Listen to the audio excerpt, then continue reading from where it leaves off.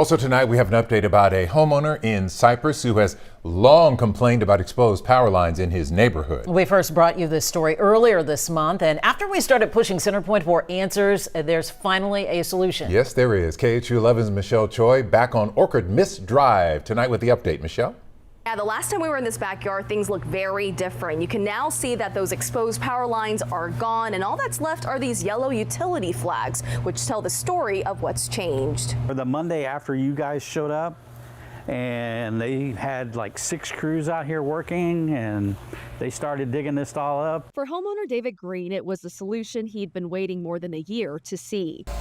He captured that moment on his cell phone. Centerpoint crews hard at work. They had crews working on both ends. They started on this end and they started on the other end and met in the middle, and they actually put the new PVC piping down and ran all the cables through that. David says the crews spent 2 days replacing the temporary line, burying it underground. It was a relief, and they really fast. Today it's a much different scene. The exposed power lines that once stretched through David's backyard and into 2 neighboring properties on Orchard Mist Drive are gone. How are you feeling about it? Y'all did a great job. You got Channel 11 came out and got this done for us after a year of battling back and forth. So greatly appreciated. But when we first visited David, he showed us those exposed lines, worried someone could get hurt. How frustrating has this been?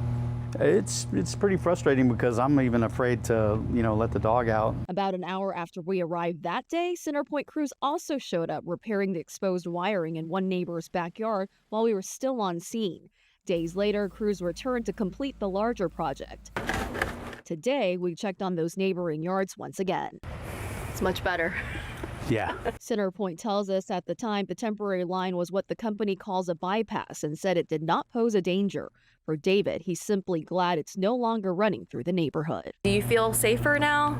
Yes, much safer. Yeah, David says he is so relieved to finally have this project behind him. The only thing that's left, he says, is for crews to return and level this transformer box, which he says they promised they'll do. In Cypress, Michelle Choi, KHOU 11 News.